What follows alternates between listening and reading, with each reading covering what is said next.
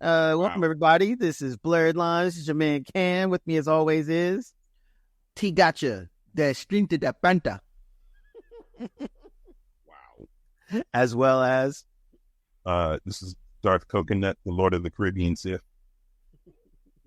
and as always, This is Darth Professor, the Dark Lord of all the Sith.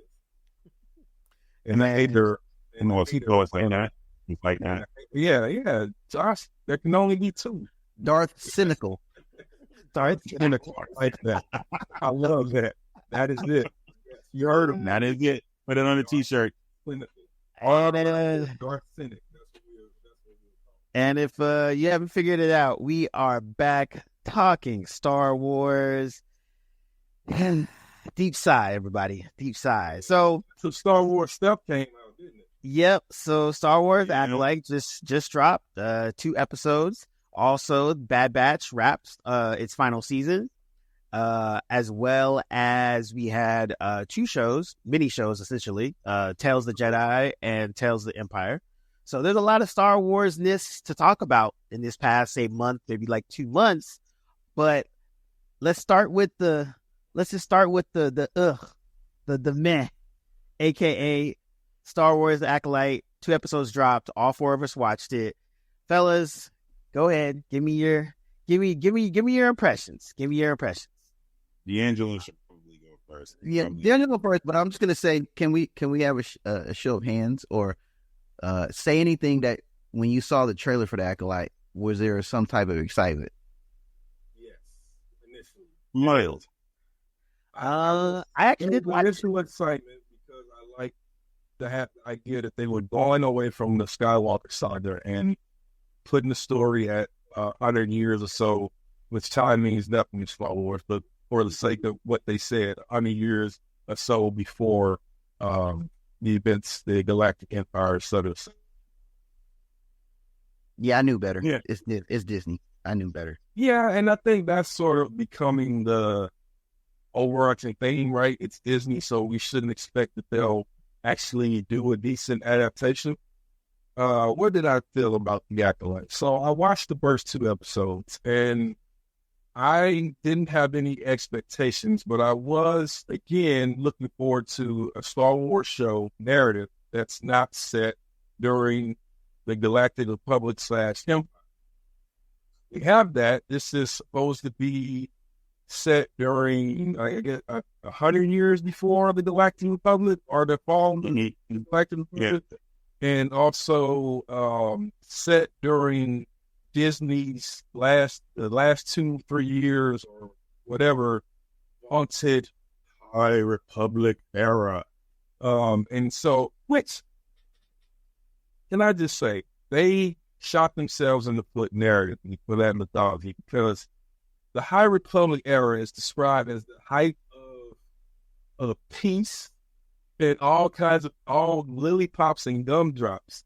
So how can you call it Star?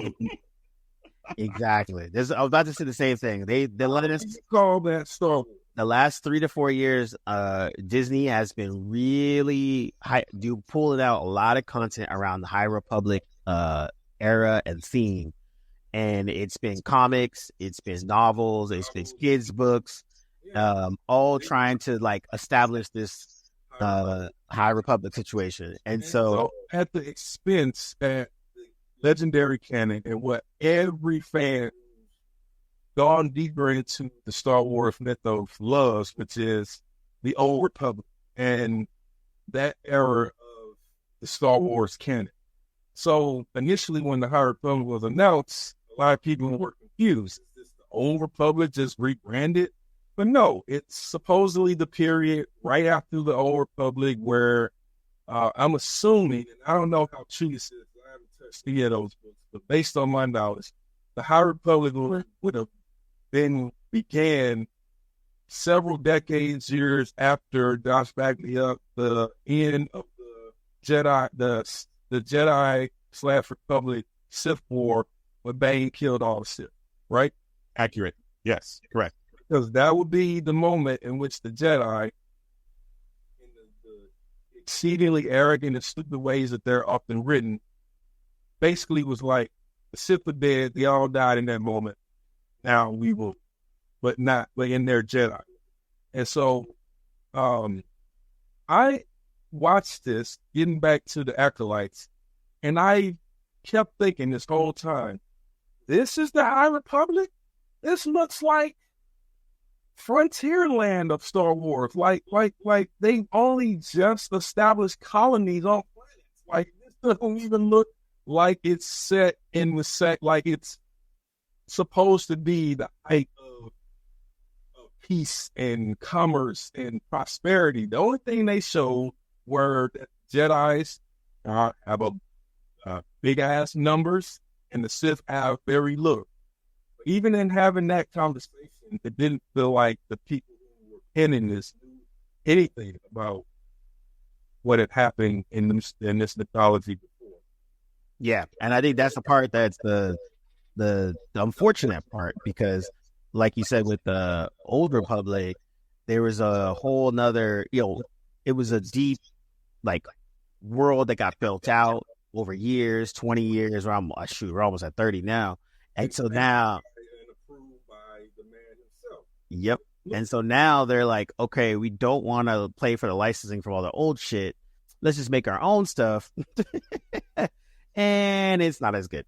It's pretty much what it is, unfortunately. Yeah. And so, just to go back to the Acolytes, the first episode, we're introduced to a Jedi Master who's supposed to be, this is the time where the Jedi are supposed to be, if you're a Jedi Master, there's only a few things other than another Jedi Master that can take you one-on-one in single combat. And when I say a few things, they don't even know about the other two things, which again are if they exist, the two Sith that are hiding in plain sight: the Master, the Dark Lord of the Sith, and the Sith Lord, the apprentice. The way it works, the Dark Lord has the power, the apprentice covers the power. Eventually, the expectation, he will kill him, or the Dark Lord will kill the apprentice and he will find another one. That's how it goes. But in that time, the Jedi are fool themselves into believing that the Sith are completely gone. You don't get any of that conversation in this first episode, or anyone talking about those histories or anything of that nature. I will say, the evil twin, if they thought that twist was going to wow people, they should have thought again, because that is when I was like, okay, this is not going to be original at all. Like, you cast Amanda Stenberg to play two characters, one bad and one good. I was not saying this 1,000 times before. We have, but I think, it could have worked differently. You could have played up the mystery a little bit. Like, you could have been like, yo, is she like playing that? Like, you could have not revealed that it was two different people. Agreed. And that's what at least halfway, let's say it's 10 episodes, the mystery could have sustained for at least 3 or 4 episodes, where you think she's playing them and she's, like, she's with them, but then she dips away and another thing happens, and then she pops back up, and it's a question if give an unreliable, and that's what I'm saying. These people, the people who are making these shows, do not think about structural storytelling and how get people from A to B to C in a way that's not predictable or disjointed. Yeah, and that's disjointed. Yep, exactly. That's the thing I was gonna say. It was like there was a disjointedness about it that, like, I would have not for nothing cut the twins out, take out the good one, and just leave the bad one. Let's just follow her story for the whole thing, and that would have been more fun. And that was my thing. I think, it was a lost opportunity, because what I was hoping would happen was that they were going to tell the story from purely the Sith, or at least mostly the Sith POV. You get to follow an Acolyte who maybe got scooped. You find out the story of the Acolyte. She got scooped up at a young age by a Dark Lord who senses her Force capability, senses senses darkness in her, and feels like he can somehow train this kid into becoming into furthering the rule of the two and Darth Bane's several generations long plan to eventually have the Sith to create the rule of the two and to have the Sith eventually eradicate the Jedi and take over the galaxy. And this is pre-Bane, essentially, right? We all know time. This is way after Bane. Yeah, with the easily about Yeah. Dies at the hands of his apprentice, Darth Vader. Like, so this is the Bane that it was funny because people were saying, "Oh, I know who the Sith is," because of the dialogue at the end. I'm like, that's the Sith rule of two mantra. Like that, even before the rule of two, that was always the Sith mantra. Peace is alive. That told us nothing about the identity of the actual Sith Lord. And then, so there's a couple things. They're cutting against the mythology and established canon. There's no way a Baneite Sith would take that kind of risk, send her after the Jedi in that way. None whatsoever. She would have been doing that role, and then she would have had to deal with the Sith Lord themselves. Because the whole point was that the Jedi could not know they existed. It was 100%. We need to be dead to them. They need to think of us as being extinct. That's why in episode 1, when Maul attacks Qui-Gon, that was because the plan was in motion. Like now they can't stop it. There's nothing the Jedi could be, even if they wanted to. That's when they even the language that's used in like one of those side conversations where Sidious and Maul are talking. Maul is like, at last we can reveal ourselves to the Jedi. That last we will have that one dialogue remains, and that carried the whole trilogy because that's the line in which it called back Bane and everybody else. That patience of 3,000 years of waiting for that moment and not knowing ever if they would get found out and destroyed by the Jedi because the Jedi were numerous. And they couldn't deal with it until they just did what they did. And watching this one, I'm just, I watched the 2 episodes and my thing was like, okay, we have a quote unquote secret apprentice going after Jedis. They might as well just made Force Unleashed at this point. Like, give me Starkiller and what are we doing? Like, literally. And I think, and at a certain point, I'm just like, just again, they did give us what we asked for. No Skywalker. Okay, check. But now you give us half-baked storytelling, a plot reveal that's very meh. And then again, like you said with the High Republic, I haven't read any of the High Republic stuff in the comics. It's been mixed bag from what I've heard. Some good, some bad. But at the end of the day, I think in general, like they just kind of gave us a lot of just meh. Like I didn't actually, and I actually didn't watch the trailer. I don't think. Yeah, I watched maybe pieces of it, but I haven't actually sat down and looked at the newer ones or anything like that. So when I came in, I was just kind of like, all right, let's see what we do. Based on the trailer, this was my fault. In the name, I thought that there was it wouldn't be a Sith Lord, it wouldn't be the Dark Lord of Sith. It would be the Sith apprentice at the behest of the Dark Lord of the Sith, recruiting an acolyte. Unbeknownst to the Dark Lords, to the apprentice, that this acolyte is actually going to replace the apprentice. That would have been more Sith storytelling, as opposed to let's tell it from the point of view of the Jedi, but Sith. That's what this feels like, and I don't think that this is going to get better from what they have established in these first 2 episodes. It just doesn't feel like it feels. I kept coming to the same day. I talked to text Josh about it. Amateurish, like somebody who has never, ever written a script or read a Star Wars book. are seen in Star Wars film or done or anything sci-fi. Well, and to piggyback on what you just said, it's like you said, it feels a little amateurish. It feels a little aside from all the things that he just mentioned, I think on top of that or running alongside that is it all feels small. Like all the sets are small. All the locales feel small. One of the things, aside from like even the things where the master's training the baby Padawans, it feels you're in the temple, but it feels like they were in like my bedroom. You know what I mean? It didn't feel big. But the temple is a huge place. There was no scene where like you're walking through the temple and you can see other knights and Padawans and masters sort of dizzying about their everyday whatever. Like you don't get a sense of grandeur. You don't get a sense of scale. You don't get a sense of size anywhere that they went.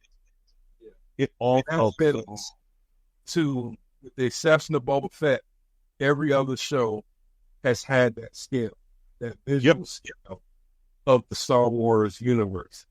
This was like, it legit feels like they're just like going from set piece to set piece that they designed specifically for the scene, as opposed to creating an entire environment and allowing your characters to exist in that environment.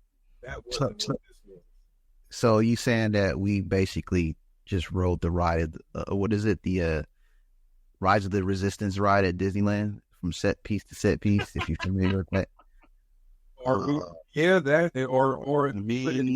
like the return to arm of the Disney variety of Star Wars storytelling. The same type of thing, with the exception of the scale that we got in the sequel trilogy, which is a bunch of shit and all canon in disregard for what has been established in this mythology. Yeah, I tend to agree with you guys' points. Expectations. My expectations was based off of you guys' expectations. I did watch the trailer and I had no clue what the hell was going on. But I was intrigued of a POV from the side of the Sith. And I was expecting more sinister, dubious, insidious type things in this because of what the Sith represent and who they are.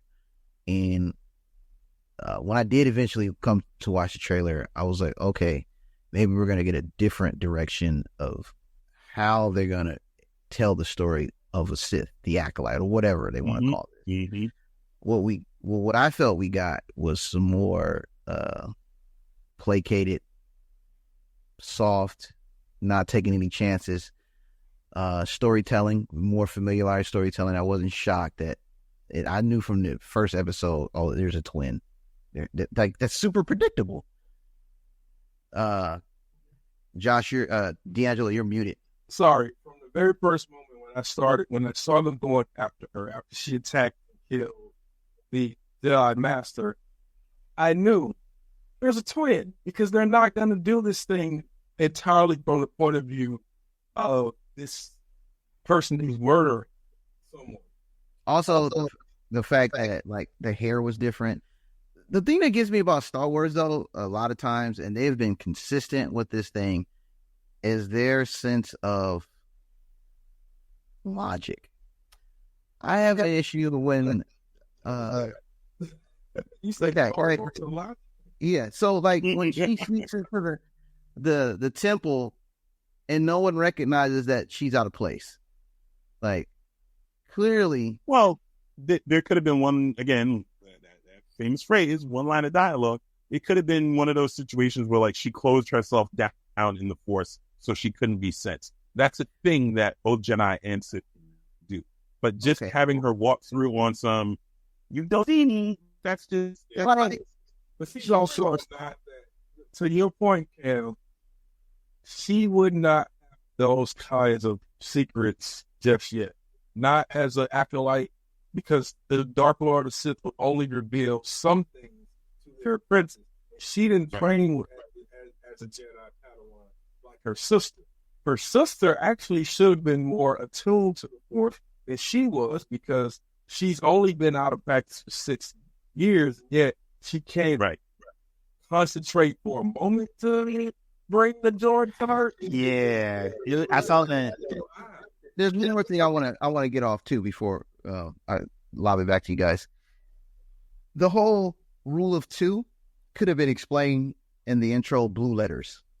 They could have got all that out right there and stabbed out and we could have been fine with it. That's where it should have been. The fact that we didn't get anything about the Sith to the very last moment when we hear this BO of him espousing the Sith mantra. So, like, that's something that we could have had built throughout the episode, or as you said, established from the very beginning. Why couldn't we have seen him giving her the assignment, her bowing, him saying, "Peace is alive," and then she looks up, and then we cut to her attacking the Jedi Master, because then that would have established something. And again, I was looking at. We also talk about that ending real quick. Like, that little end cap was way clunky and way like it just wasn't well executed at all.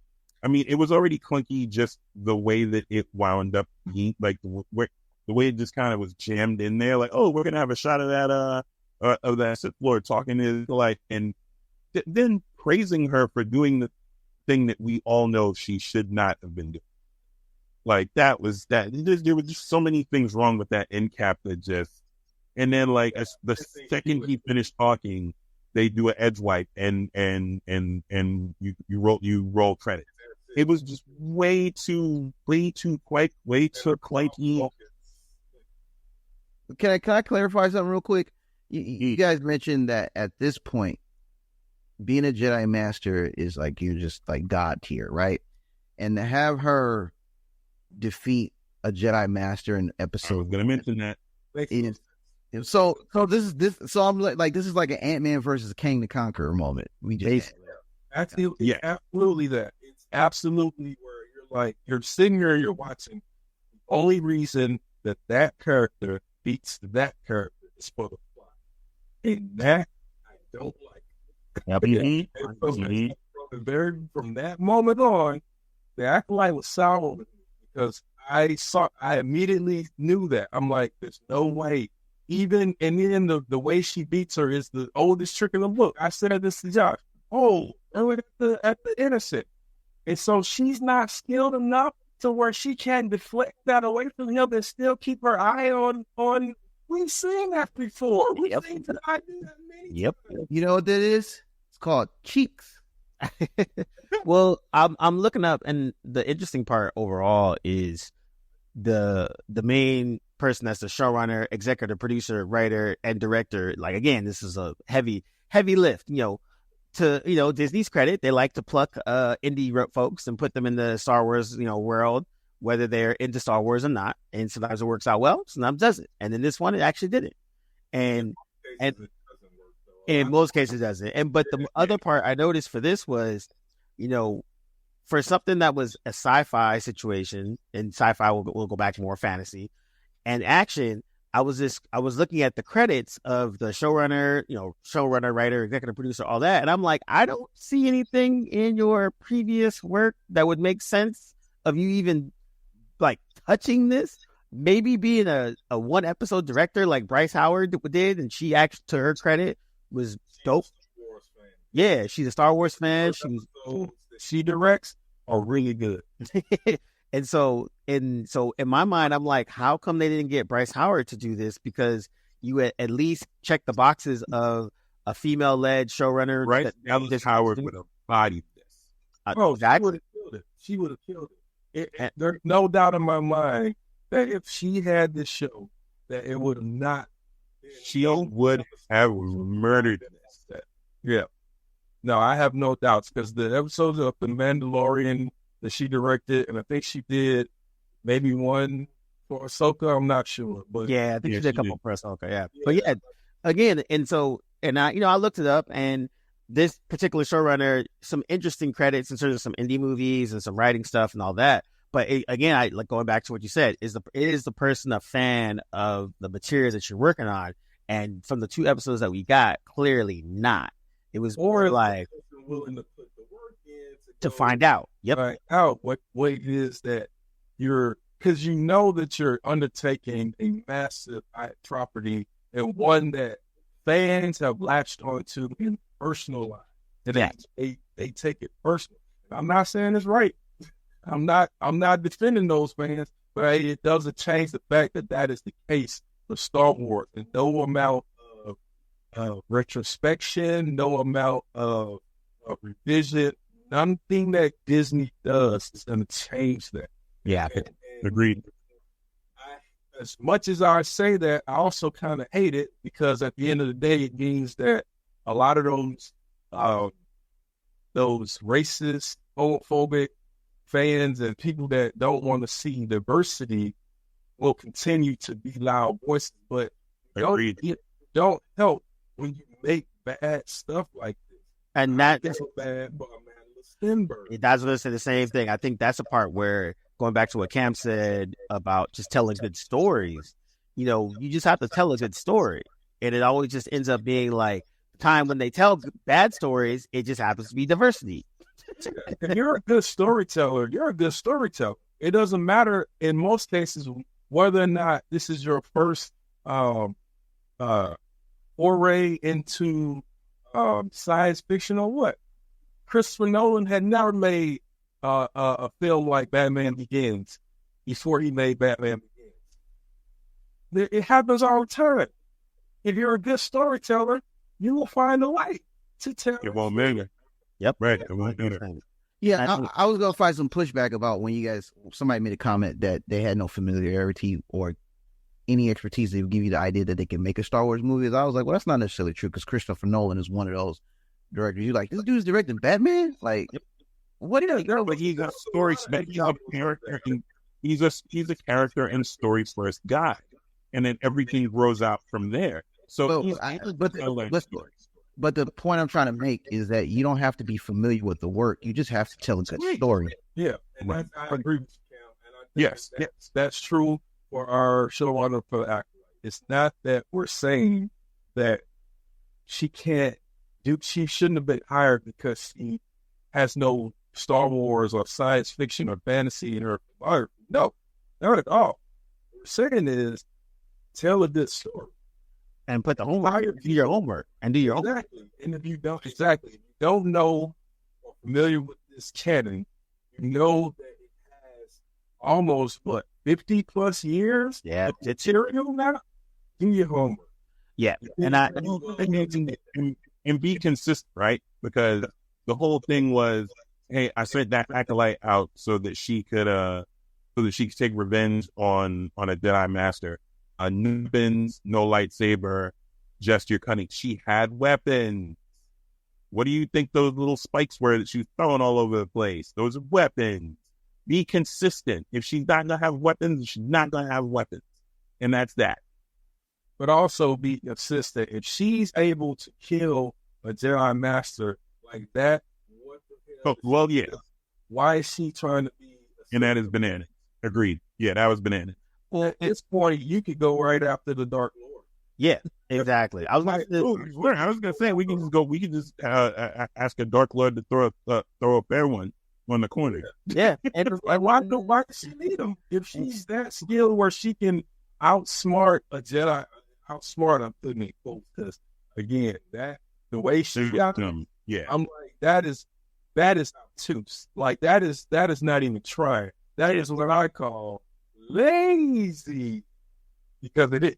That is lazy, right? Yeah. And also, it was weird to me. It was weird to me again. Like, there's a moment where after killing the Jedi, she looks at the lightsaber and then she doesn't take it, and then she walks away. And it's like that don't make no sense because what's the point of that? Exactly. Because if you're a force sensitive user and you've been trained by a Sith, the first thing you would do is take the lightsaber. Yeah, and that would be even if you don't even use it. You accomplish your mission. Exactly. Because also, it's proof that you accomplished the mission. It is also a weapon that you can then use for the next Jedi that you because you might not be able to match their skills in the Force, but you can possibly hold them off and get a good lick in. Exactly. And that would have made more sense. If she had, in that moment, used the Force and took the lightsaber and then pushed it back into her chest or something, I would have been impressed. Yep, exactly. Because then that would have been, okay, I distracted her long enough to get this one move off, but I got to get it off right now. Otherwise, she's going to get up and kill. Exactly. And then that's the thing where it's like, if this is a Jedi killer, what is the point of killing these Jedis if you're just going to leave the most, the biggest symbol of the Jedi just chilling? Like, you would literally be collecting these things. Like and a vampire and not taking pain when you kill them. Yep. Yeah. I mean, even in the it was Star Wars Visions where they had it was like the samurai short that they had, and he was collecting like lightsabers from Sith that he killed. But it's like even that small little thing would have gave the character more depth. I think going back to that, remember in Bad Batch when where's the Clone Wars where there was a character who was wearing Grievous, General Grievous. No, not Grievous. Grievous, that's a good example, but I'm talking about it was a clone character or someone who was wearing droid parts or something. Oh, yeah. I know what you're talking about. He was like, every Quaker I kill, I take a piece of him. Yep. Yeah. Right. Yeah. But like then again, that would show one that the villain has some type of a purpose besides just revenge, and then two, it goes back to the trophy part, right? So if you have a true Jedi killer, then that would be more menacing than just like some random person killing indiscriminately. And then you hear the overall arch, it was because of this one specific incident. There's 4 Jedis that was there. 2 of them are now dead. That's the other thing. You have a dude that's been meditating for 10 years, and then she shows up, and he's like, oh, I've been waiting for you. Did you guys recognize that was Game of Thrones? Yeah, Game of Thrones. That was painful. Tommen. Tom with the little fake beard. It's all good, homie. You can just grow real one. That scene was painful. That scene, and that Jedi, from what I heard, was supposed to be much older. Yeah. I'm pretty sure Torfin is supposed to be like super. Yeah. And actually, it's funny because I'm like, you guys know that Yoda is alive and basically like in the Jedi temple, right? Right? Exactly. Why don't we see Yoda? Facts. What's he doing? Because he is a Jedi. He is in the temple. Yep. He's alive. Hanging out. This goes back to my point that nobody that got that Jedi spider sense could sense this evil presence. Because you know what I'm saying? Like, but that's my point about the Bainite Sith not doing things like what she was doing. They were specifically not then calculated. Yeah. Calculated. Yes. They moved in secret. Bane established himself as like a merchant and like a rich being that like had political connections. No, and none of those people knew that he was the Dark Lord of the Sith. Okay, tell me this. When she was attacking Torben, there was nothing that went off on Torben. Like, yo, like he was just that in sync that the Force was just like block. Basically, his Force was like having soundproof earphones. Like he couldn't hear anything, and you couldn't disturb him. They just add things just to add it. I mean, I would assume that he felt her presence. She's not skilled enough to hide it from him. He wouldn't close himself off to. Obviously, he's got a field around him, so he's not stupid. So if somebody's that close to him, he would likely sense stuff. And when she's giving off that much rage and anger, of course he's gonna feel it. He's gonna just pulsate now. If you follow it, Yeah, I mean, the only real fight that seemed more plausible was when the Acolyte was fighting Suicide Games dude, and like he was just like literally handling. He was just like, "Yo, you're a child." Like the whole fight was him just handling her, and that's how the earlier fight. That's how that should have been. Okay, hold on. So, how do we feel about the Woping martial arts? It was fine. I don't mind. Yeah, buying the second part. Did not like when they did it. I didn't like how it went all too much and started to look like the Matrix in the scene with Trinity. Carry on Moss. Yeah, I thought, okay, We moved past the march. We moved past a tribute. We're getting into these people can't think of anything else to do, so they're just going to lean into it until it's over. The second time when Master Soul was fighting, it looked better.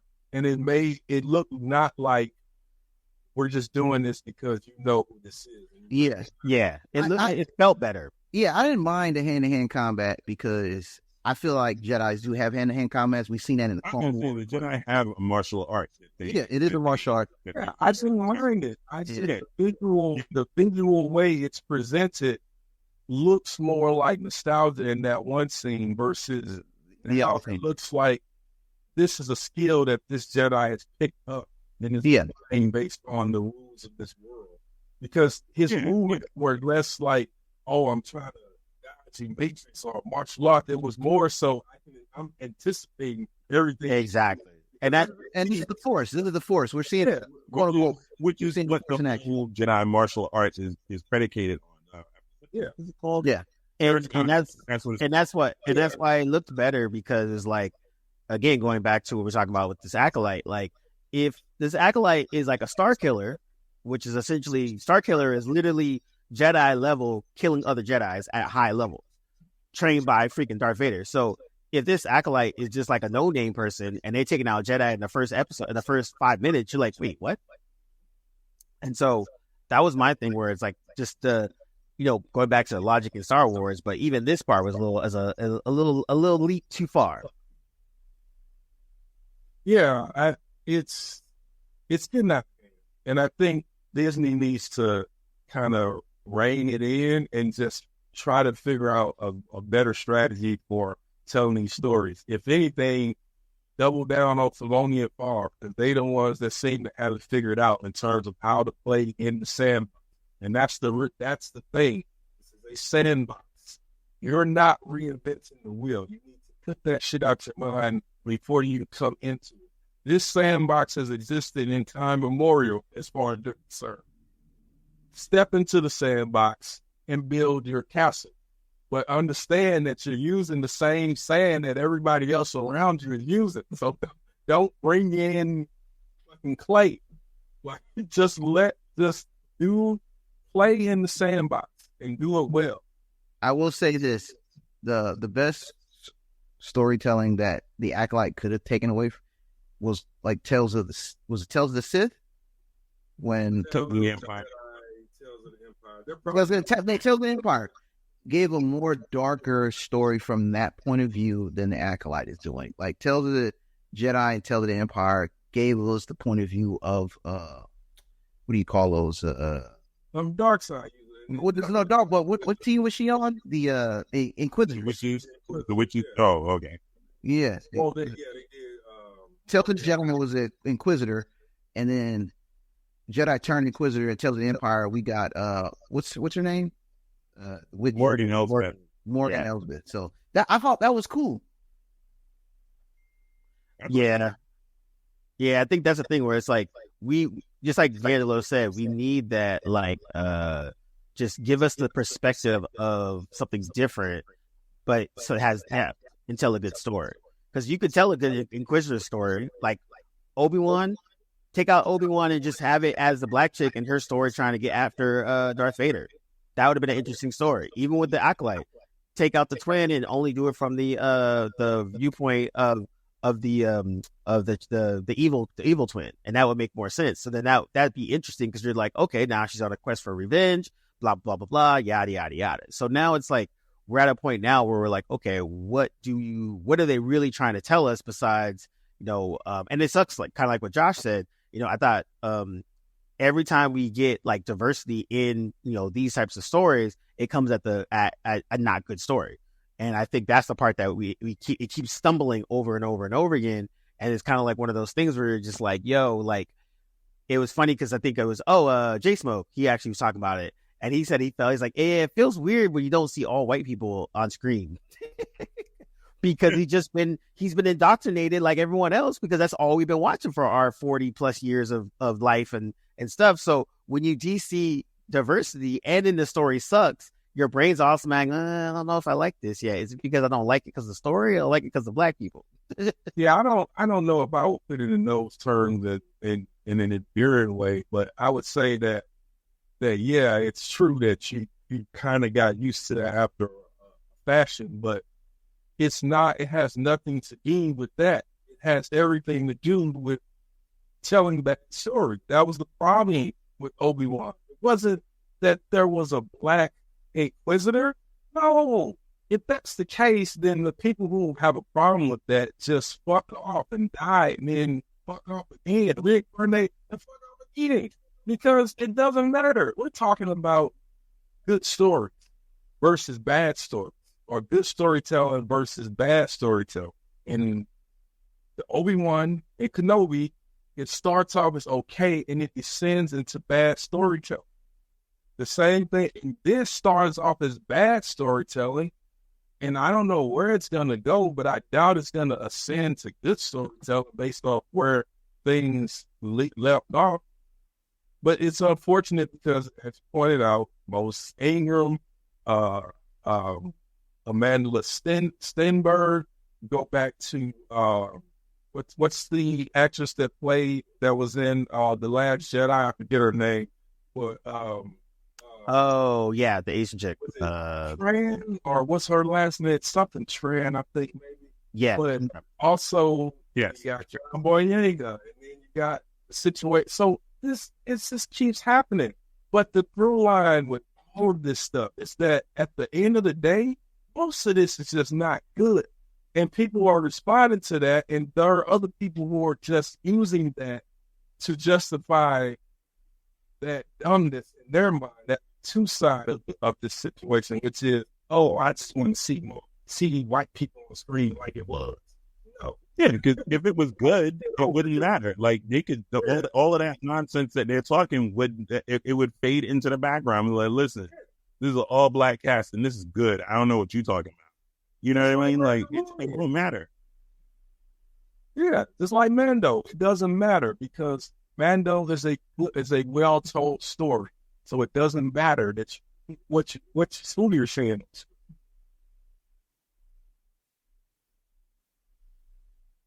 Yep, that makes perfect sense. And it goes back to, like you said, it's all about the good storytelling. And then, unfortunately, you do have, Star Wars fans, super toxic. Marvel fans, super toxic.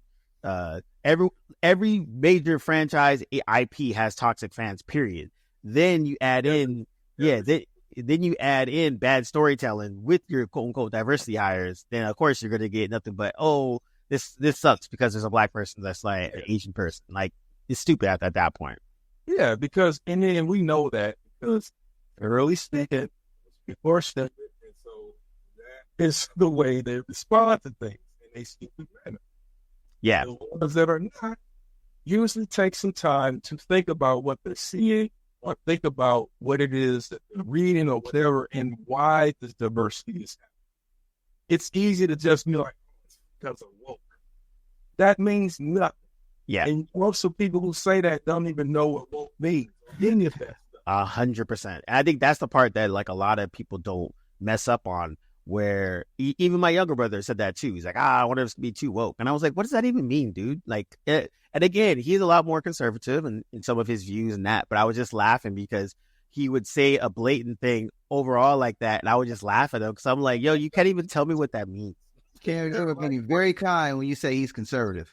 Like, what are you saying? Are you saying that you don't want to see black women in leads? Say what you mean. Yes, exactly. Hey, what you if you feel that way. But this woke thing it's like social media. It gives these trolls, these cretins, a mask to hide behind so that they can then operate in society with those very people that they don't want prominently featured on screen. Basically. I would say at the end of the day, we don't blindly support bad art, no matter who's representing it.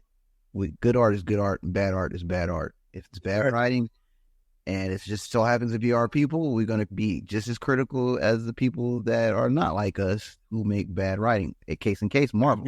As it should be. Yeah. Because you can't judge it. If you can't judge it on its own merits, then you're biased. It's Yep. that simple.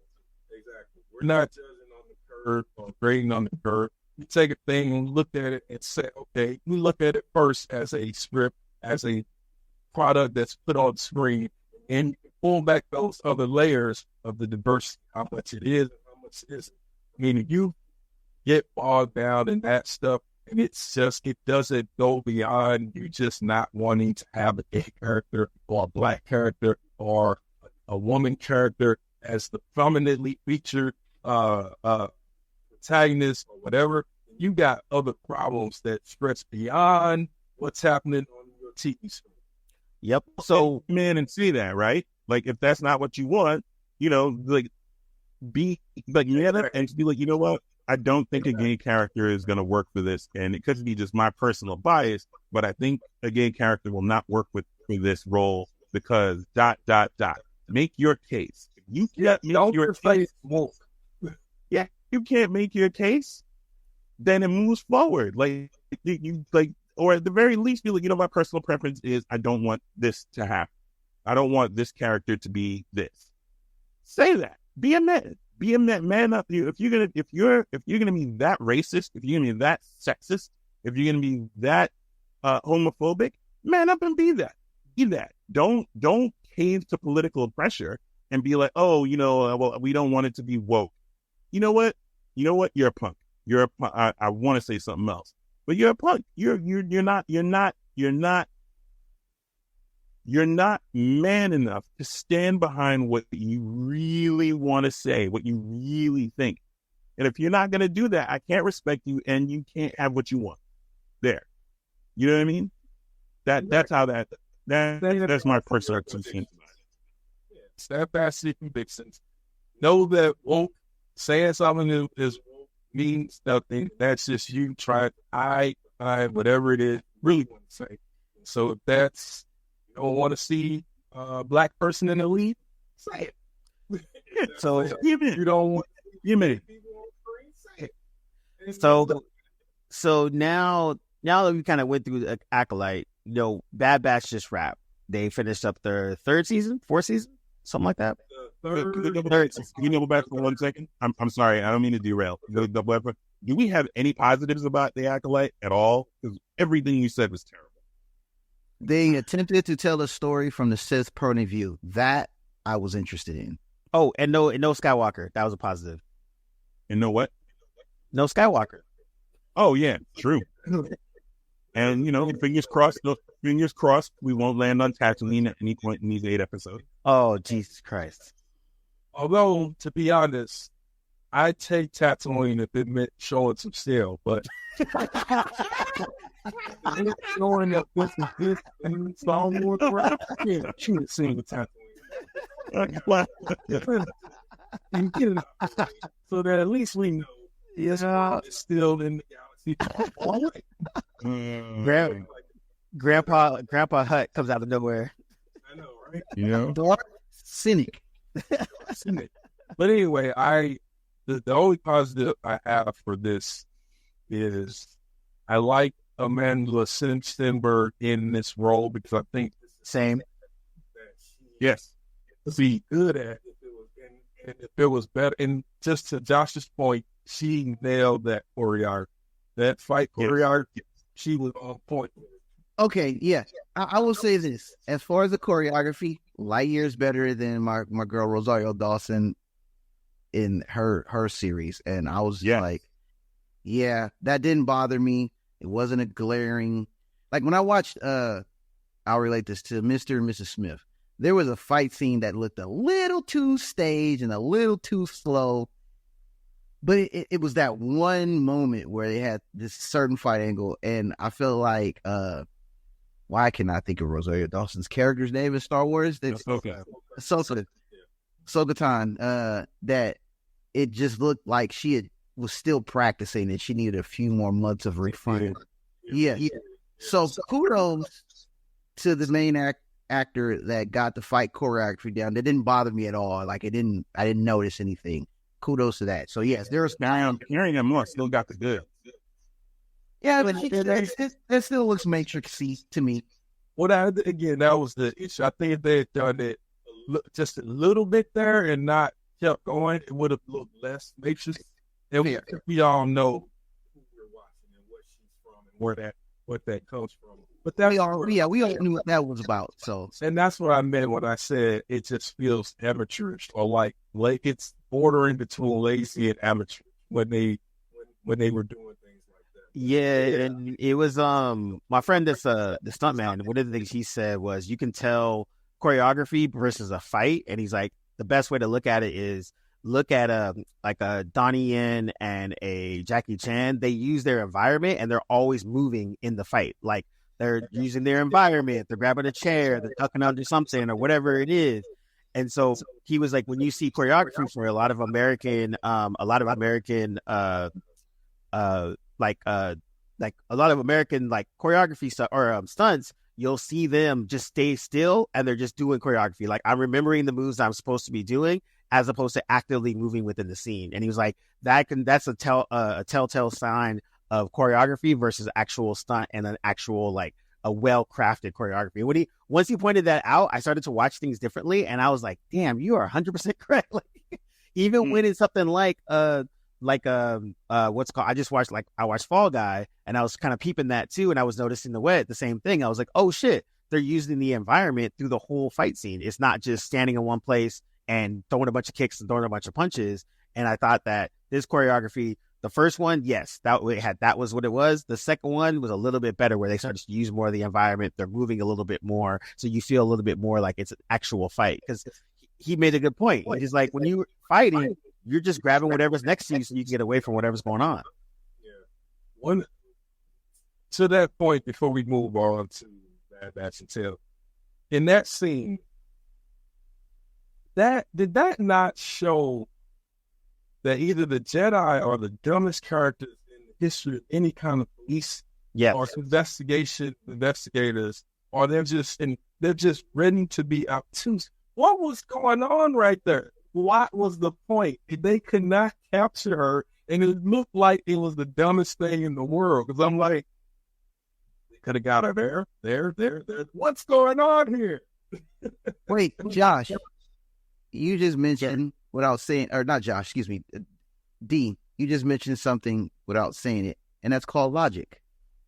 Well, yeah, that was that logic in Star Wars or Bedfellows, but this was like, I don't even know if it's God not being logic. It's like, because like they're watching this whole thing go down and they're waiting for something to happen, and then the one guy who's like a total doofus, he stops the blade, and then the scene where he's following the good twin, and they come in, and it looks like she's killed the Jedi Master, and he comes out of the shot. No, I was following her the whole time. This one is innocent. Like, they couldn't have showed that. They couldn't have just kept the camera on him, over the shoulder, him watching from afar. They had to use that moment for exposition. Hey, look, I'll tell you. That's what I was. I'll tell you my turning point. And this happened in Obi-Wan, where Obi-Wan look has not changed since he was a part of the Jedi Council, and he was hiding on this remote planet. And I'm like, man, Obi-Wan has looked the same for I don't know how many years, and no one recognized him, especially when he was in front of. No one had a wanted poster with his beard that he did not shave, and it's hilarious. And I'm like, yo, he's been looking the same for this long, and no one's looked at him and said, yo, hold on, you look vaguely familiar. And you're supposed to be on the lam, right? He's the most wanted criminal out there, right? He's on the Empire's top 10 most wanted list. Obi-Wan. If you find him, kill on sight, and he just like chilling at a refinery, cutting up, I don't know, at a meat packing factory, cooking up banta meat, you know. So. Nah, it's like you said. It going back to what D said. It is a level of amateurish that just was coming off on it, where it's like, if you're a director worth your salt and you're given, this big sandbox to play with, this is your time to shine. And the showrunner, director, writer, executive producer did not shine in these 2 episodes. And it was a lot of things that just didn't add up, a lot of logic that didn't work. And even with the suspension of logic that we have with Star Wars, like, she went above and beyond to even do even more suspension, where we're just like, it took you out of the story. Also, before we do move on, we do need to retire the Killmonger dreads swooping to the left, because Jesus, please retire that. That is not the only style that black men. Hey, I'll even take my hairstyle. Like, just give me a nappy fro. I'll get that over the. Yo, went from flat tops to the dread. Like, what is going on? Like, just make them bald. It's fine. Even describe it. It's like the best description where people would know what you're talking about is what Cam said, Killmonger. Yeah, and even then, at least he had it for only a part of the movie, and then he had it cornrows in the back. But still, it's like the amount of product it takes just to make that swoopy to the left and stay there is annoying. Like, yo, can I get the Mike Tyson part in the middle, Jedi, or give me Michael Irvin two parts in the head? Yo, clean. You got a clean shape up with the design he has the Jedi design in his in the back. And let me get the barber. That's where they barber have a Dominican accent but look like an alien. We good. You know what? George Lucas would have done that. 100%, and we would have been fine with it. We'd have been fine with it. Hey, yo, Papi, I got you. George Lucas created an alien for almost every real ethnic group or race, like, because the Trade Federation is totally Asian. Oh yeah, totally. Yoda taking you to the barbershop. My favorite barber this is. Wow. Oh wait. So anyway, yeah. So wait, Bad Batch. D, you're the only person that watched all of it. I'm like halfway through. I think Cam, you watched an episode or 2 or something like that. I started episode 1 and it's good. It's just I can't. No time to get through it. Yeah. So it's been kind of it's in here. And by saying that just shows me there's a lot of content out there that's worth my time. Yeah. So it's a good thing. It's definitely good. But so D, you're basically gonna do a rough one-man review of it. But what was your takeaway overall for Bad Batch as a series with this ending ending third season? I think I loved it. It was Filoni at his best, and one of the great things about this final arc is that it really does bring to a close his contributions to the Clone Wars. I felt that if you watch Clone Wars, Bad Batch, and Rebels in that order, you have a really good time in terms of just falling into a massive world with great characters who like to watch them do what they're doing. And Clone Wars takes on an even tragic dimension when you get to that last season, and they're plowing through the giving you the ground level of Revenge of the Sith as those actions are happening. When you get to this last season of Bad Batch, kind of tries to bring in the sort of midichlorian, all that stuff with the M count. But they're trying their hardest not to call it midichlorian. So they're calling it M count. Yes. Because you know why? I know. Ryan Johnson. Yeah. Went rogue. They're trying their best to not call these midichlorians. And they do a good job with that. And shout out to Bradley Baker, who basically voices everybody except he's not the voice of Omega, and who I was very surprised to find out who actually voiced her. And he's also not the voice of the main villain in this season. He's portrayed by Jimmy Simpson, a character called Dr. Hemlock, who's one of these early, because you often forget that this is literally a few years after the fall of the Republic. So I'm like in season 3, and I'm like, oh shit, I'm forgetting that literally Order 66 happened maybe like just several months ago or like a year ago.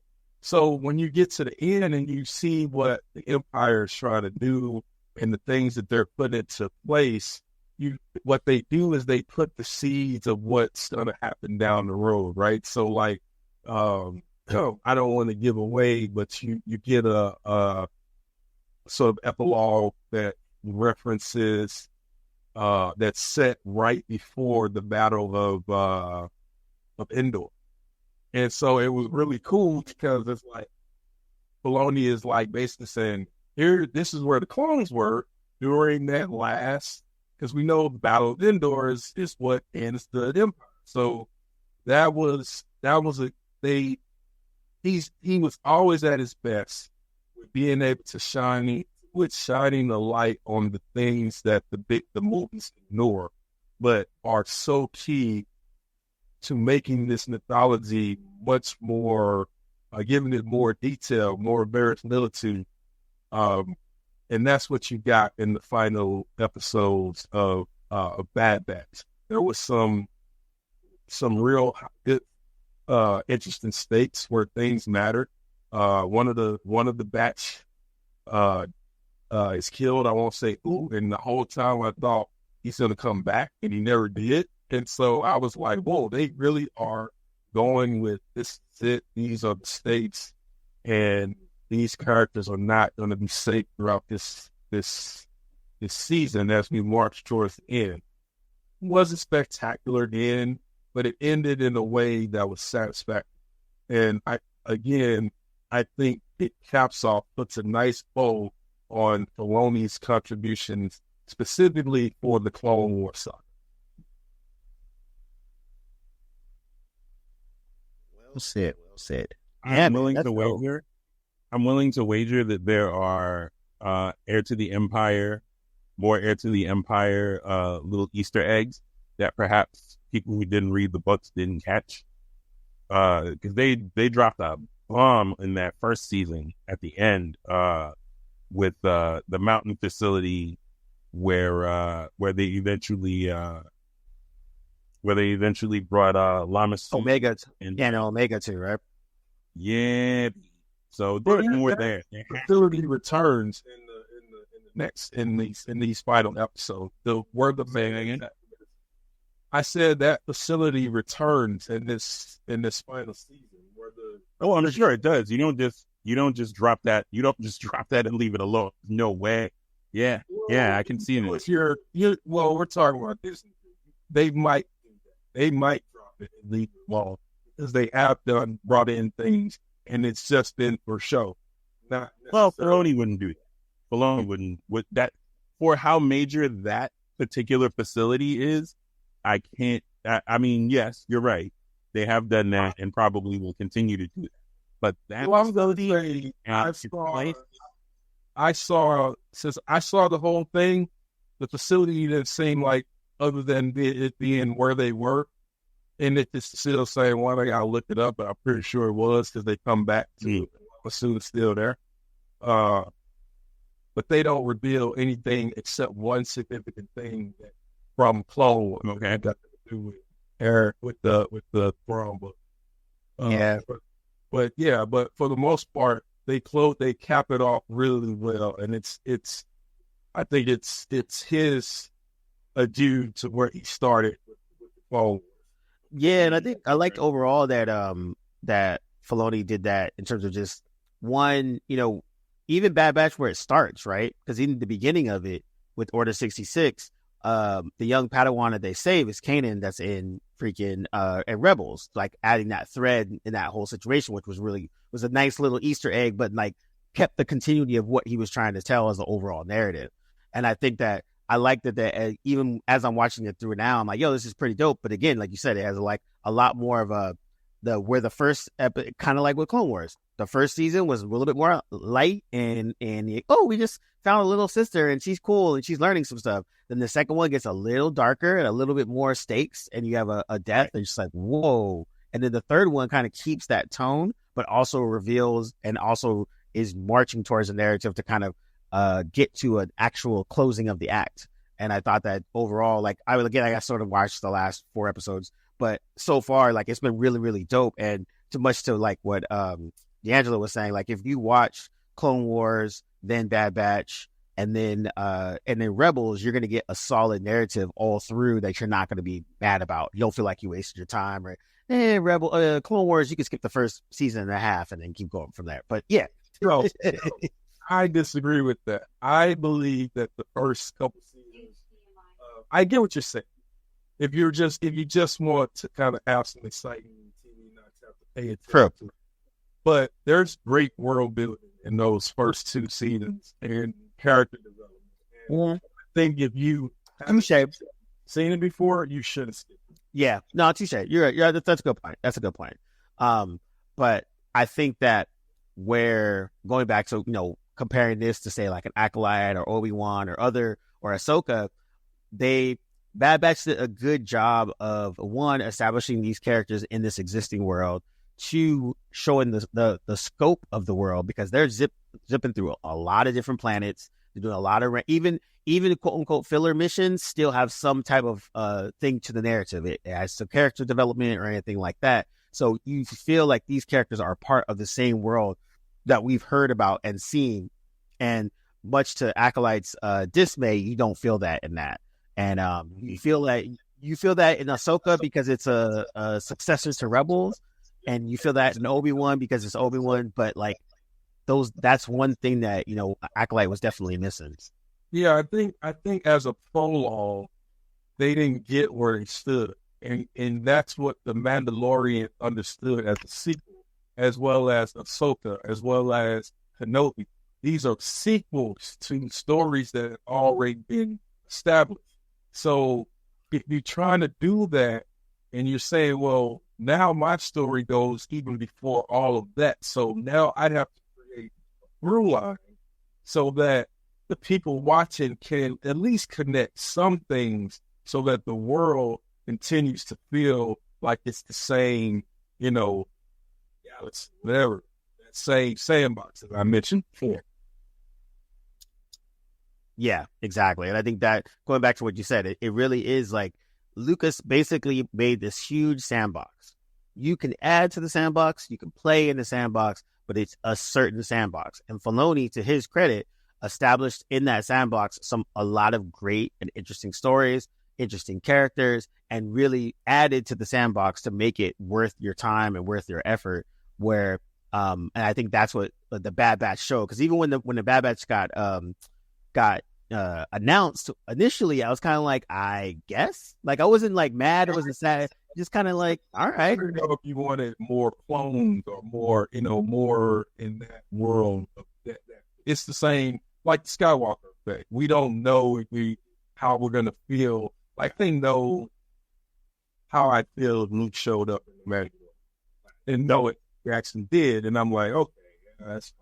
Yep. I'm glad I missed Boba Fett, because I don't think I would have wanted to see that much Luke, not in that way, with the CG and like all of that. So, yeah, I think it's definitely right now. I think Bad Batch did start that, where you're like, oh, I don't know if I want to see it, but it became this really good character-driven story where you watch the Batch go on these adventures, and obviously they set up the through line, which is there's something special about Omega.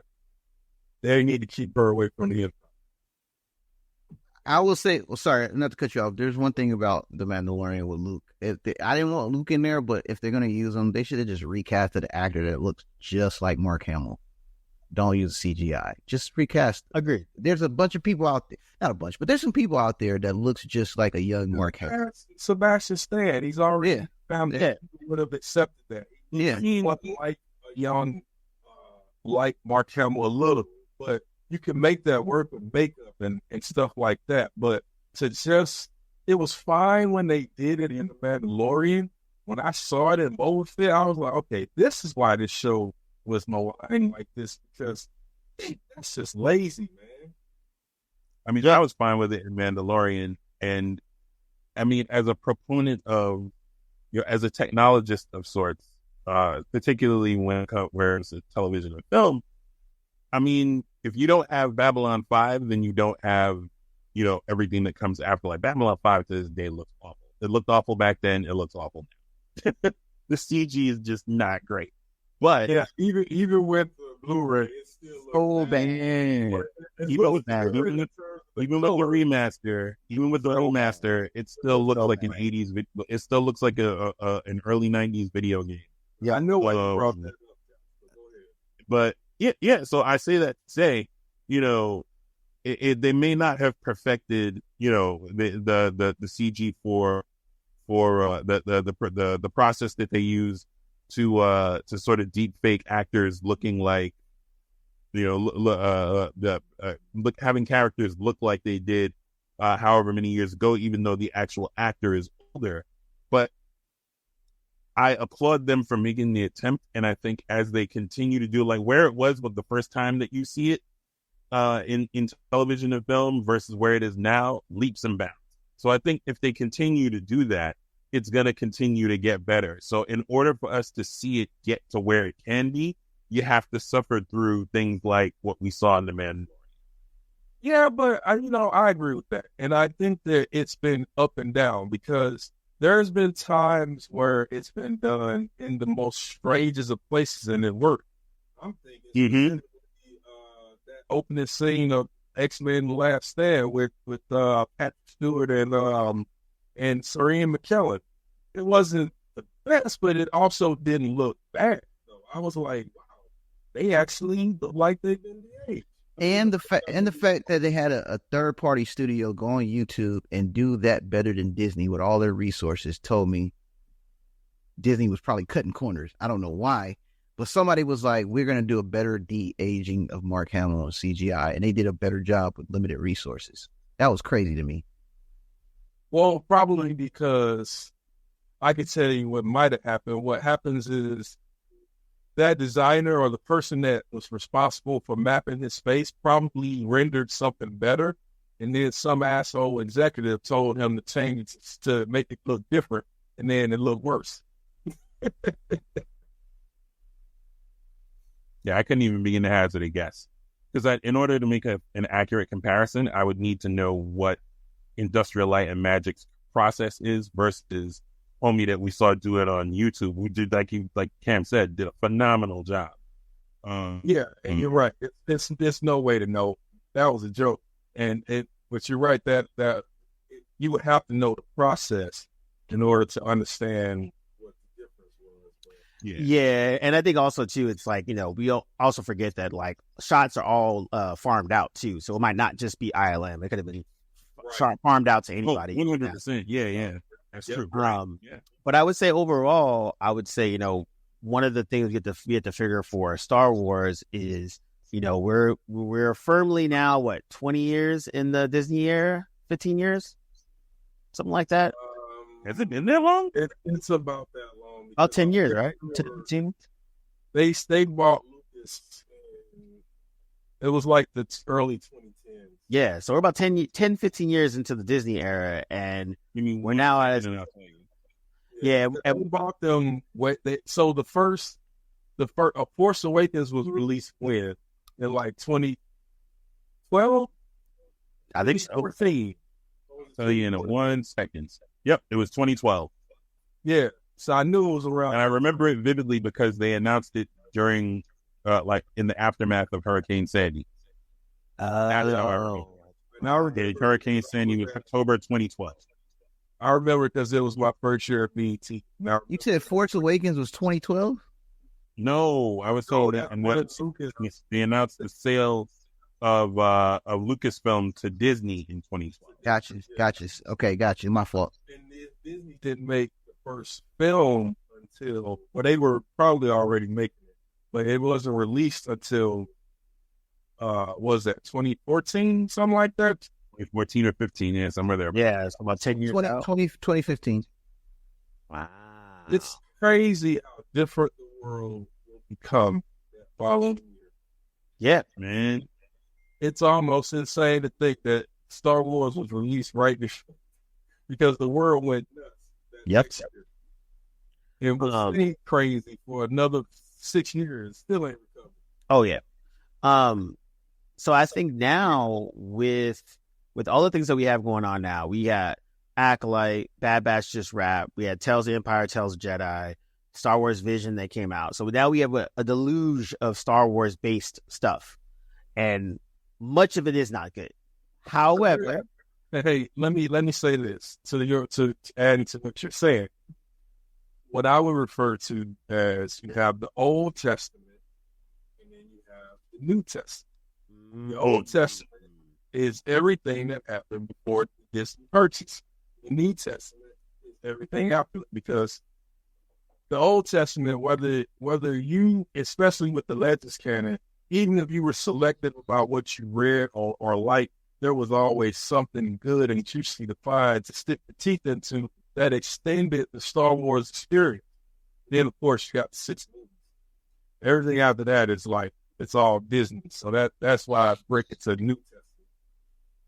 No, that's a good way to look at it. And also, we're at a point now where in that New Testament, I'm trying to see how long, what's actually good. Mandalorian.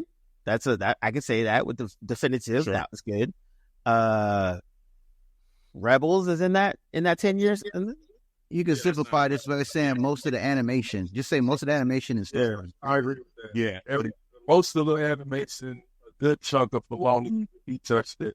Yeah, Visions is both seasons of Visions were good. Tales is good. Both seasons of Tales have been good. Rebels, Clone Wars, Bad Batch, like all of that stuff has been good to great. Yeah, and those have outshined the live action by far, and that's something that I would be reluctant to say just 10 years ago, but without question, the animated series have basically put the live action stuff to rest, or not to rest. Yep. Put it in shame. And shame, because as much as I like Ahsoka, it was not a great first season. Agreed. It was good. Yeah, it was, but it wasn't great. Yeah, it was passable. It was passable and it was watchable. But there is a lot of, I rewatched it, and there's a lot of things about that first season, about the series, about the structure in general, that does not work. And I don't see it lasting beyond 3 seasons, because it's nothing more than a sequel to Rebels. It was less about Ahsoka and more about Ezra. Yep. Broad, which that's not a story about Ahsoka. That's just her being a part of a team. For sure. You know what they did to her? They did to her the same thing they did with Boba Fett. He was just a Mandalorian. He was just a bridge to Mandalorian, and an extra that first season of Boba Fett was Mandalorian season 2.5. Yeah, totally. But the difference between Ahsoka and Mandalorian, there's something interesting about Ahsoka Tan that we can work with that hasn't been touched. Whereas with Boba Fett, not Mandalorian, but Boba Fett, there's nothing there. He was never nothing. Ahsoka has some story. But you could have built something from the ground up for Boba Fett. That's the problem I have. Like, you have this wide open canvas that you could do anything you want with. And they basically just, give him a vision quest in the desert for half the series. That to me just, you could have done anything you wanted, and that's what you walked away with. Like, it's the sandbox, right? It's the I was very disappointed. It's the same feeling as the Acolyte. When you know the sandbox exists the way it does, your first thought is, this is what you came up with. Yeah, man. This is what you're doing. So, there's stuff with Ahsoka, but my problem is I would have rather a story that was set in the time of the Empire from Ahsoka, because that was the period in which she literally drops off the map. Exactly. Nobody knows what she was doing, where she was. Yep. This is a person who was the apprentice of Darth Vader. And we know from Rebels that she knows that Vader is Anakin. Yeah. She's one of the few people living who knows that fact. Because remember, with the exception, even Thrawn, remember in Ahsoka, when he talks about Anakin, he doesn't say that Vader was in it. He doesn't say that I knew her master and I knew what he became. I think he hints at it a little bit that he might have hints at it. Yeah. But he didn't know for sure. Mm-hmm. Same with Tarkin. Tarkin didn't know. None of them. Tarkin had no idea. Yeah. Tarkin had no idea. The only person that knew that was in that group was Sidious, Palpatine, and maybe I forget his top 8 spikes, the one that walked casually out of the room when him and Yoda started. Oh yeah. I forgot they got it. Big man. Yeah, big man. Yeah. My daughter or son, Matt, it's something with him, but he's known all along. He's known that Darth was a Sith Lord and that Anakin became Vader. And I would say for Ahsoka, like the best, like the end of the last season of Clone Wars, or that tacked on season they did like what, 5 episodes? It was like a Yoda story, a droid story, and then Ahsoka had like 3 episodes or something like that. Yeah. And so the final 3 episodes.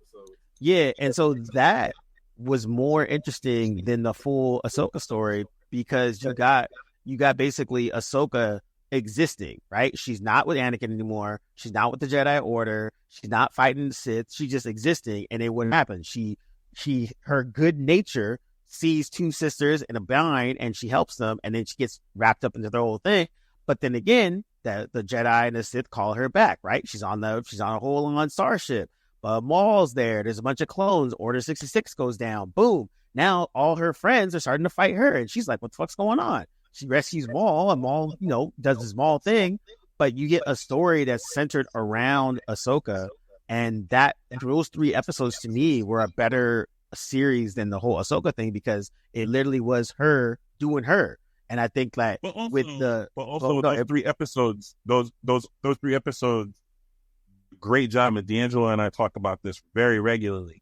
They do a great job of enhancing Revenge of the Sith. Like, it makes Revenge of the Sith a better film, and it's just that little bit of where Maul is talking about, like, "Yo, I had a vision. I saw it. Like, I saw it all." You know what I mean? Like, he knows that he was actually trying to kill Anakin because of it. Like, literally, like that was his mission, was to kill Anakin. He's like, I'm gonna take away Sidious's prize, because I know that will cripple him. Yeah, and it wasn't to save the galaxy; it was literally to cripple. Pure revenge. Yeah. Pure revenge, and also to stop Darth Sidious from having his most powerful apprentice. Like, he saw it as soon as Vader was gonna become his apprentice. It was over. Sidious was going to be unstoppable, and he was. And his dialogue at the end of that, toward the end of that, was the second episode of the 3. Like, he's like, they no one sees it. Like, no one gets it. No one understands what he's trying to do. And if I just take this away from him, everything will be different. Like, it's so well crafted. It's so well done, and it touches so many things. It wraps up Clone Wars. It wraps up Clone Wars. It sets up Rebels. It pays off all the different things, all the different episodes where Vader appears. It pays off. Excuse me. It pays off and/or sets up. That's wild. That it pays off and sets up Revenge of the Sith all at the same time. Yeah, and I would say also too, the thing that Filoni did with Maul is what Rodriguez couldn't do with Boba Fett, where he gave a character that got how much 17 minutes of screen time or 12 minutes or some shit, and gave him a full backstory, the motivations, some depth, some character development. Really, one line of dialogue in Revenge of the Phantom Menace. Yep. And that was the line that Josh and I quoted earlier, which was, "At last we will reveal ourselves to the Jedi. At last we will have revenge." Yep. That's the only thing that I'm sure he says in that entire film. And he took that character and gave him so much depth and extra parts for all of his stuff, because Maul is an overarching villain in all of Filoni's situations. He's there either as a menacing face, as a behind the scenes face, as a beaten up, like tattered and defeated face, but he's always there. And I think that was the part where, like, to Josh's credit, talking about Boba Fett. Boba Fett, same thing. Boba Fett ain't nothing. He just looked cool. And then they could have done something more and gave him more, but instead they gave him a bath every episode, and he did an acid trip for half the season. And then let's not forget the Powerpuff. Let's not forget the Powerpuff Girl moped kids. Oh, Jesus Christ! It was a failed experiment because everybody has made the Mandalorian more cooler now, and that armor, even Jango Fett was cooler in Attack of the Clones than Boba Fett was during his period in Return of the Jedi and Empire Strikes Back. So, and then on top of that, you got the Mandalorian, you had Clone Wars, which showed us the Mandalorians not their peak, but at their right before they were officially smashed into almost nothingness. But all of those are better showing of people who wear that armor than Boba Fett. And those characters are more interesting than Boba Fett. I mean, what only makes him more interesting as a kid that's out for vengeance against the Jedi who killed his dad in front of him. Mace Windu, those were good arcs. But even when he returns as a somewhat anti-hero / young villain working with Cad Bane and all the bounty hunters that show up in Filoni's storytelling, he's not the most interesting character in the movie. Like, you just don't care. Like, I mean, that's always been my point. I never understood the obsession with that character. I really never understood. And then you got the Mandalorian make a better series. With a whole series, you could have lived into that. Yep. Totally. And I think that's the thing. You made the Mandalorian, so you made a cooler Boba Fett. And then when you actually have Boba Fett, you're like, oh, this is boring. And so you kind of remember why he was just a side character. Yeah. And should have been digested. Exactly. I forgot John Lutz said it takes 30. Well, how long? 30 days or 30 years. Whatever for him to digest or whatever, which is just ridiculous. Yeah, and it honestly, it would have been more fun that, Boba never came back, and then, you had the Marshal or whatever that got the legacy of the armor, and then that you follow that armor over certain times or whatever. But like you said, it's just one of those things where you're in a sandbox and you can add to it, you can have a lot of fun to it. But if you don't do anything to it, you just do some lame shit, no one cares, no one remembers. Because the Boba Fett show was forgettable. Besides the 2 episodes that tied into Mandalorian, you didn't really need to watch any of it. And it just didn't make it. It was just, you just did it just to do it. Obi-Wan, same situation. Like, there's pieces in there where that was cool. We got to see some cool Vader stuff. We got to see and we got the Inquisitors were cool from top to bottom. I like that. That was dope. But do we need Obi-Wan? Nah, not at all. Yeah, I think Obi-Wan was decent though. Like, it wasn't mind blowing, and I think it started off way slower than it probably should have. It's like probably maybe 1 or 2 episodes a little longer than it should have to get really moving. But I'm of the opinion it was good to very good. It wasn't excellent. It wasn't incredible. But I tried to between Moses Ingram and the sort of portrayal of a Vader just off the rails the entire series, from the time he shows up on screen up to the fight with up to the ending duel with Obi-Wan. I thought it was pretty good. If it's that, they should just made it the Vader show instead of Obi-Wan. Honestly, I didn't think. I tried to rewatch it, and I don't think it's good. That's just because it's not rewatchable. Unless you watch those Vader scenes, by the time you get to like episode 4, you're just like, because I didn't care about that stuff with Leia. I thought that was the lamest way to bring him out of hiding in general. I just did not understand why that was the story. I could see any other thing to draw maybe him out or try to have some narrative reason for him to get caught. But that was just more of that, similar to the Acolyte, where it's very lazy and it's very like, could have showed that a little better. There's aspects of it is good, but only the Vader stuff. So, all right. So to wrap up our overall Star Wars talk, we're in a very interesting space because we're not getting a Star Wars movie until 2025, 2026, if I'm not mistaken. I think that's what we're doing. They're doing a Rey movie, but I think that might not be until 2026. And then that's just like, yeah, we don't even got that's a whole other podcast. We don't got to comment on that. But granddaughter, Rey Skywalker, the granddaughter of Palpatine. Yeah, exactly. I mean, unless they like, if they'd have done that, I forget who it was that made an initial proposal for was it Gareth Edwards? I don't remember who it was, but basically there was an alternate proposal for how that last Star Wars movie was supposed to end. Yes, with I think it was Gareth Edwards. I think it was Gareth Edwards because that would have been phenomenal. That would have been phenomenal, and if they decided, you know what, after doing that, we're gonna make another movie, I would be looking forward to this. I am so not looking forward, and nothing to do with Daisy Ridley. I think she's a very capable actress who's been another woman who's gotten a bad script for a bad movie, who's capable of way more than they're giving her, and it's just, you know, I'm not enthused, not jazzed, I'm not hyped. I'm not, you know, I'll go see it because it's there, but that's saying a lot about Star Wars. If that's my attitude, you know. I will watch it on Disney Plus. There you go. Yeah, I think I'm in the same boat where I'm watching Star Wars stuff when I get to it, not as a must see. And I think like even when I heard, like I said, like the Tales of the Empire, Tales of the Jedi, I heard that was good. I just started watching it now, it's already been over.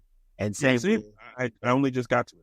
Same. Yeah, like Visions too. Like I enjoyed Visions as well, but like I didn't really like rush to see it or anything like that. So I think, again, much like with a lot of other Disney properties, Marvel, I'm looking at you, where we've been burned, we've been hurt before. So now we're slowly picking and choosing our battles. Like, do any of us want to see the Acolyte episode 3? Nah, we can wait till episode 6, 7, or 8, or 9, or 10. Honestly, I'm waiting for that thing finishes. I'm not about to waste any more time. It's time is money. Hey, this is a reason for me to go watch Bad Batch now. There you go. I will rewatch. Yeah, I'll finish up Tales and watch that. Agreed. I'll finish Tales and watch that. But yeah, I think that's the overall where we're gonna leave with that. I think at the end of the day, Star Wars is now where Marvel's at, where they've squandered all of their goodwill, got fat on their own supply, and now we're like, okay, now we don't trust you anymore. And the truth is, both of them have been sliding for years now. It's just now people are more willing to acknowledge it and step outside of being a fan first. Yeah. Well, I think part of it was we were willing to give them, you know, we gave them rope. Like, all right, you know what? Star Wars is taking care of us in the past. So, you know what? If there's a little growing pains, if there's a stumble here or there, it's going to be forgivable, you know, and they'll get it right at some point. And that hasn't happened. And at some point, you know, you kind of just like, you know, after a while, you just like, you know, we should have a talk. This isn't working. You know, this relationship is not giving me what I thought it would give me. And, you know, I think it's time maybe we take a break for a little while. I guess. I know. I just, when it's bad, it's bad. That's just my thing. If it's not good, it's not good. I don't care if you're called Marvel, DC, Star Wars, Disney, Warner, well, whoever you are.